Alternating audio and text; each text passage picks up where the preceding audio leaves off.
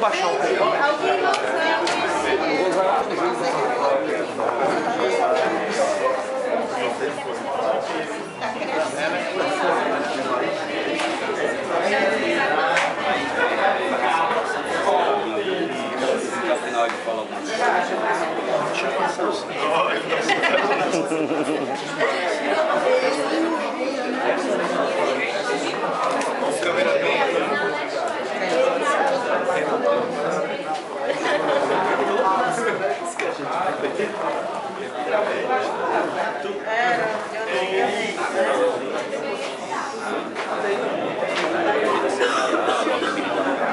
Pode ser.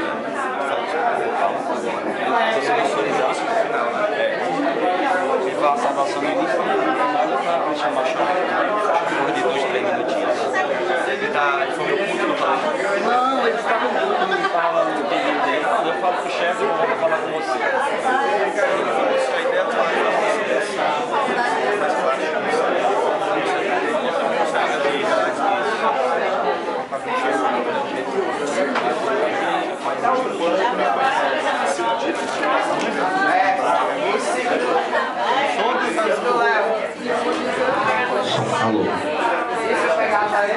Então, pessoal, primeiro então, boa noite a todo mundo. Queria pedir assim um pouquinho de atenção, porque eu vou ser bem breve aqui, certo? Então, eu queria agradecer a presença de todos que estão aqui hoje, né? Professores, estudantes, militantes do partido, apoiadores, para essa atividade que a gente vai começar daqui a pouco. E é 4 minutinhos aqui rápido, para passar a palavra para os nossos companheiros que vão estar na mesa. A gente, nos últimos 2 anos, o PSTU ele foi muito citado nessa cidade como um partido da luta, um partido das greves. Recentemente o Gonzaga foi fazer foi dar uma entrevista numa rádio, creio que era a Rádio Povo, e eu acho que foi 1,5 bloco falando só sobre greve, né, mobilização. De fato, essa é a marca principal do nosso partido. Nós somos um partido voltado para a organização da nossa classe, dos jovens, das mulheres trabalhadoras, e apostamos na mobilização da nossa classe como o caminho para conseguir as grandes transformações que nós almejamos. Então, ter esse registro, essa marca, é muito importante. Nós participamos de uma série de mobilizações no último período. E falamos isso porque quando existe uma greve, não é um problema apenas econômico de um trabalhador, um problema de salário. É a expressão ou um sintoma de que algo está indo mal. Uma greve é um sintoma de que algo está indo mal. Então, a nossa participação nas mobilizações foi não só no sentido de impulsionar essas mobilizações, como o que aconteceu em professores no último período, mas como também apresentar um programa, uma proposta, uma saída para as grandes questões cadentes aqui da nossa cidade. E seria um erro muito grande o PSTU, que construiu esse capital político no último período, não se apresentar com uma cara própria no processo eleitoral. Então a gente decidiu, nesse processo eleitoral, apresentar uma candidatura própria, e essa candidatura própria, ela é uma expressão das mobilizações que aconteceram em Fortaleza no último período. E é com muito prazer, com muito orgulho que a gente convida o nosso camarada Gonzaga, operário da construção civil, candidato a prefeito pelo PSTU nas eleições, a compor a nossa mesa. Hoje, nós vamos debater essencialmente o problema da educação pública, da educação no Brasil e no município de Fortaleza. E tem muitos professores e também tem estudantes aqui de universidades federais, de institutos federais de educação. E a nossa categoria, ela protagonizou ano passado e ainda esse ano uma série de lutas em defesa da valorização profissional e também de mais verbas para a educação pública. Foram greves em todo o país. A última greve da nossa categoria aconteceu agora na Bahia, como expressão das lutas que a gente está travando desde o ano passado. E aqui no Ceará não foi diferente. Tivemos uma greve, 5 greves nos últimos 8 anos do município de Fortaleza. Tivemos uma greve muito importante no estado em defesa de uma valorização profissional e da educação pública aqui no Ceará. E a gente decidiu apresentar uma candidatura, uma professora, alguém da educação, uma mulher trabalhadora, que seja um porta-voz de um programa em defesa da educação pública. E nada mais importante nesse momento, onde as universidades federais, os institutos federais de educação tecnológica estão em greve há mais de 60 dias, lutando por mais verbas para a educação pública, e a gente, com muito orgulho, para expressar, ser porta-voz da defesa de educação pública, a gente queria chamar a companheira Francisca, professora do município, professora há mais de 20 anos. E cadê a Francisca? Então,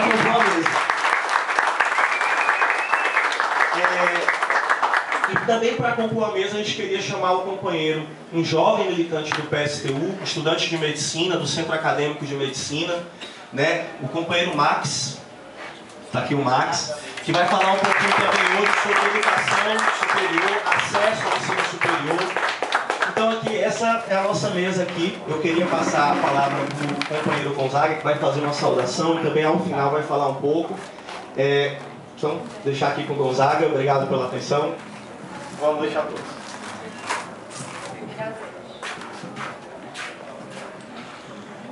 Bom, em primeiro lugar, boa noite, né? Companheiros, companheiras. É com muito orgulho que nós recebemos todos vocês, porque nós, como o Jorge falou, nós temos uma candidatura com um perfil classista e socialista. Tem um operário, que sou eu, Gonzaga, operário da Construção Civil, e a gente vem fazendo aí vários debates. Nós temos um programa para essa, que a gente diz, uma fortaleza para os trabalhadores, e esse programa ele tem sido debatido com todos os trabalhadores da educação, da saúde, bom, todos os setores, rodoviários, transporte coletivo. E hoje a gente está aqui para fazer mais esse debate, e é um debate especial, porque nós vamos falar da educação, e aqui nós temos hoje também o lançamento da candidatura da nossa vereadora, companheira Francisca, né? Uma guerreira, lutadora. Então, para nós, esse é um momento muito especial. Eu queria agradecer já a presença de todos. Vou passar aqui o microfone para a nossa, como eu gosto de dizer, a nossa chefe, a nossa comandante aqui, né? Comandante é você. Boa noite. Eu vou falar sentada. Quem me conhece, né, sabe que eu sou uma pessoa, apesar de estar nas lutas, né, há 11 anos, encabeçando os movimentos aqui em Fortaleza, né, na greve do município, eu sou uma pessoa extremamente tímida, né?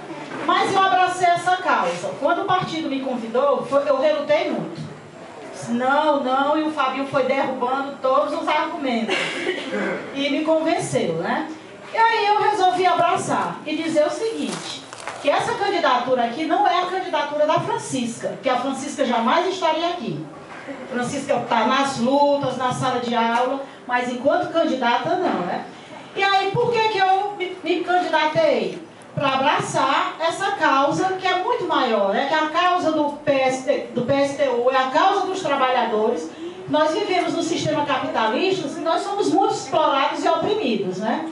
E se nós não nos organizarmos para lutar e defender os nossos interesses, patrão, burguesia nenhuma e governo vai nos dar, né? E hoje nós estamos aqui para debater um pouco sobre os problemas da educação e falar também sobre o programa do PSTU, né? O PSTU, ele tem propostas para educação, para saúde, para moradia, para transporte, e hoje nós vamos nos deter à questão da educação. Nos últimos anos, nós sofremos ataques violentos, né? Quem é do município, quem é do estado, não só aqui em Fortaleza, no estado do Ceará, mas no Brasil todo. E esses problemas têm penalizado muito a escola pública enquanto professor, aluno, são os que mais sofrem as consequências, né? Vou começar falando um pouco sobre os gastos que a prefeitura faz anualmente, investe anualmente em educação, né? Atualmente, a gestão municipal gasta 20,40% do seu orçamento com o ensino público. Esse valor está muito abaixo, né? Inclusive o que é previsto pela LDB, que diz que não se pode aplicar menos de 25% para a educação, né? E nós sabemos que isso é resultante, né, esses 25% da receita é resultante de impostos compreendidos as transferências constitucionais, manutenção e desenvolvimento do ensino público. A gente sabe que isso é uma política consciente para precarizar a educação. E isso, gente, tem trazido resultados nefastos para a categoria, para a escola, para o aluno, para o filho do trabalhador, que é o que está na escola pública. E quais são as consequências disso? Os índices de aprendizagem, eles são muito baixos nos últimos anos. E quando fazem as provinhas com os alunos para medir o nível, que vem muito aquém do que é almejado, quem é que paga? Quem é responsabilizado? O professor. Sempre é o professor. Mas quando se culpa o professor, ninguém para questionar como é a realidade da escola, qual é a realidade, o dia a dia das nossas crianças que estão com a gente no dia a dia, né? E tudo isso respinga somente sobre nós. Como é que nós podemos ter altos índices se falta professor? Em muitas escolas, começa o ano letivo, o aluno é sem professor, termina o ano letivo, passa-se esse aluno automaticamente para a série posterior, sem conhecimento nenhum, né? Salas de aulas superlotadas. Nós chegamos a ter salas de aulas com mais de 40 alunos. Professora da educação infantil, professor do Fundamental 1. Esse ano, nas escolas que eu trabalho, no 6º ano, nós chegamos a ter uma sala com 50 alunos. Como é que nós vamos ter uma educação de qualidade com 50 alunos na sala de aula? No Fundamental 1, tem professores também que pegam 30, 40 alunos. Alunos que não sabem pegar no lápis, alunos que não são alfabetizados, né? Então, são essas as realidades que nós vivemos no dia a dia. Sem contar com o espaço físico da escola. A maioria das escolas deixa muito a desejar. Poucas escolas estão dentro daquele padrão MEC, que são as escolas novas, né? Eu mobilizo, tenho um trabalho de mobilização pelas escolas e posso falar dessa realidade. Tem escola que a gente entra que o teto está para cair na cabeça do professor e do aluno. Escolas que para o professor passar tem que pedir para o aluno tirar a cadeira do meio porque não tem condição, com salas mofadas. Então é essa a realidade das escolas, grande parte delas. Bom, e a valorização do professor? A valorização do professor é mínima, cobra-se muito e não se dá condição para a gente trabalhar. Recentemente, nós fizemos uma greve de 45 dias que tinha como objetivo fazer valer os nossos direitos, como licença-prêmio, redução de carga horária, e no meio do caminho veio a lei do piso, né? E aí a categoria abraçou, porque foi um sonho de mais de 20 anos, onde nós acreditávamos que a maioria teria um piso adequado e que dava para a gente 1/3 para planejar. Que nós, professores do município, nós trabalhamos de sábado a sábado, nós trabalhávamos de sábado a sábado sem ter tempo para planejar, né? A maioria dos professores são mulheres, né? Elas trabalham 3 expedientes. E trabalham 3 expedientes por quê? Devido aos baixos salários. Então se sujeitam a trabalhar 3 expedientes para complementar a renda, né? E uma pessoa que trabalha 3 expedientes em sala de aula, porque só sabe dessa realidade quem é professor. Esse professor chega em casa, que horário ele vai planejar? Já chega extenuado. A mulher, que além dessa tripla jornada ainda vai preparar o almoço para o outro dia ou acordar muito cedo, né? Então é essa a realidade. E tudo isso acaba trazendo sérios problemas para os professores, problemas de saúde. O ano passado, saiu uma pesquisa dizendo que na Regional 5 tinha mais de 2.000 professores afastados com licença saúde. E aí, problema nas pregas vocais, síndrome do pânico, professores que não têm a menor condição de ir para uma sala de aula. Só em pensar em sala de aula já passam mal, né? Então é essa a realidade. Bom, capacitação. Cobra-se muito o ensino de qualidade. Mas o professor que trabalha 3 expedientes, ele não tem condição, gente, de se capacitar. Professor desse chega em casa, nem um jornal ou uma novela, ele tem condição de assistir, né? E se capacitar. As capacitações que tinha eram dia de sábado. Eu lembro que numa das greves, eu participando da mesa de negociação, e nós questionamos as capacitações dia de sábado. Porque o professor não tem qualidade de vida.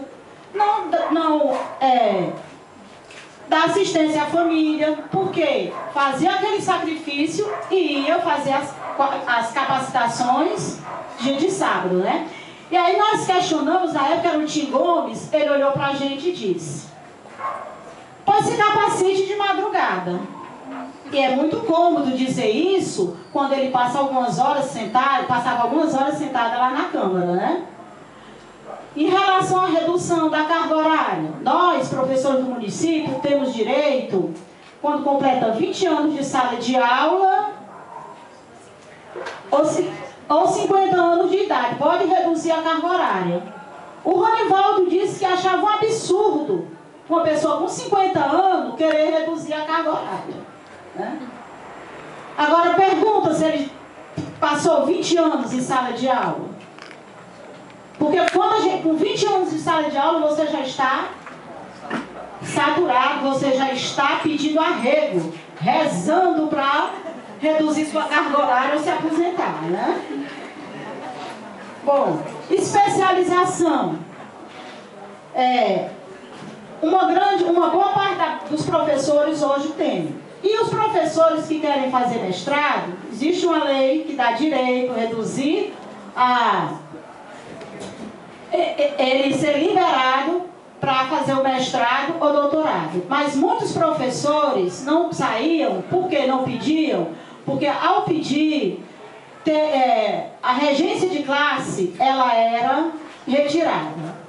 Que na época era 40% do salário, né? Que hoje nós temos 20% que a prefeita foi retirando aos poucos, mesmo com muita luta, spray de pimenta, peia, bala de borracha, né? Nós estribuchamos, lutamos e ela retirou, né? Bom, e qual é a proposta do PSTU para educação? Bom, o PSTU defende aumentar o investimento na educação pública para, no mínimo, 30% do orçamento municipal. E ir aumentando os gastos no decorrer de 4 anos. Claro que isso, gente, não vai resolver o problema do estalar de dedos, né? É um começo. Nós participamos da campanha dos 10% do PIB para a educação. Também, isso aí não vai resolver o problema momentaneamente, mas é um começo, né? A gente tem que lutar, porque se a gente não tiver acesso, outras pessoas terão. Bom, também, dentro dessa proposta para a educação, defende, né, a obrigatoriedade na legislação municipal da presença de profissionais de apoio pedagógico, inicialmente psicólogos, assistentes sociais, em número proporcional à quantidade de matrículas de cada estabelecimento de ensino. Hoje, nós estamos vivendo uma outra realidade dentro das escolas, a lei da inclusão, que tem que ser aplicada até 2012. E nós estamos recebendo crianças especiais sem o menor preparo dentro das escolas, né? Nós recebemos essas crianças, é uma inclusão que, na minha opinião, exclui, porque essa criança é colocada na sala de aula, nós, professores, não temos formação para lidar com essa situação e, muitas vezes, essa criança ela fica ali. Isso inquieta a gente, Os pais vêm cobrar dos professores. Eu estou falando isso porque eu tenho um aluno que tem síndrome de Down. Ele está no 6º ano, ele é dócil, chega, senta. Mas essa situação, ela me incomoda. Porque eu não tenho como fazer uma atividade diferenciada para esse aluno. Não tenho, não sei. E se eu for numa turma de 40 alunos, se eu for parar para me sentar do lado dele, quem dá aula para o 6º ano sabe o que acontece. Né? Os outros ficam igual o tazo, né? Na sala de aula. Então, gente, é muito difícil a realidade. Né? Bom,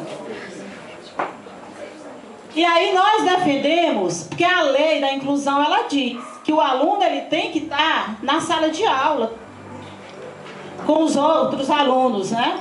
Mas no contraturno, a escola tem que ter um acompanhamento. E isso nós não temos, né? Eu não conheço escola nenhuma das que eu visitei, de colegas que passam pela mesma situação, que fale sobre, que diga que tem esse acompanhamento, né? Bom, nós defendemos melhores condições de trabalho, valorização do magistério, fazer valer os 25 alunos por professor, que nós não temos, né? Distribuir esses alunos por metro quadrado, isso nós não temos.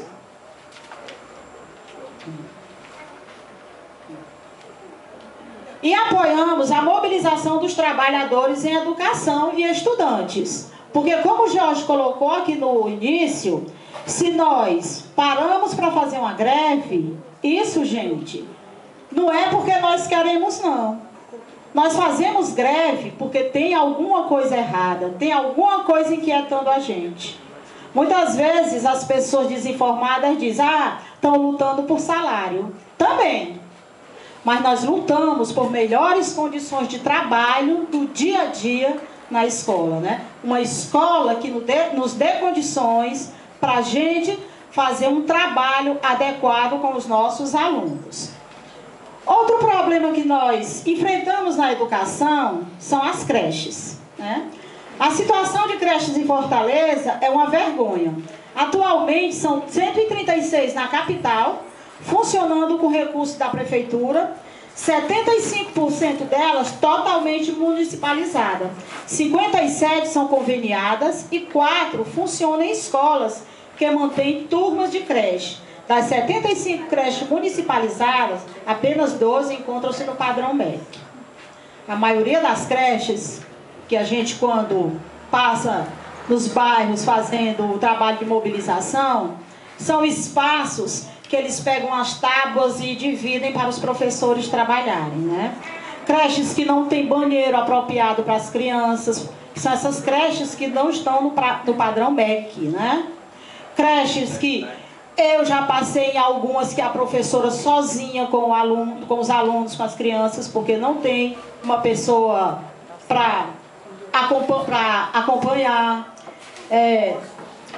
As mulheres trabalhadoras, né?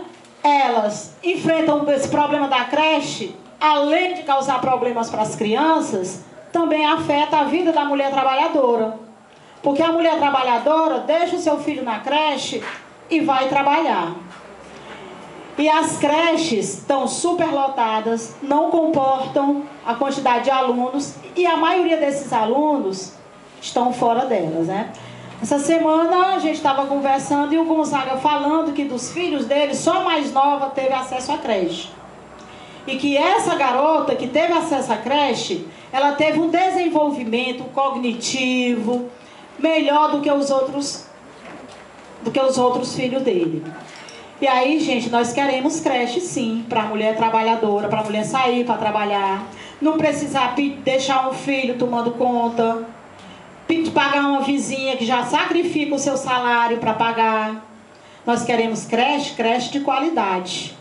Creche que não seja apenas um espaço para guardar as crianças. Creches que invista em educação, que cuide, que proteja e que possa desenvolver esse lado cognitivo das crianças, para que essas crianças possam se desenvolver melhor, né? No seu processo de socialização e aprendizagem. Bom, então, o acesso ao conhecimento cultural e físico dessas crianças que estão fora da creche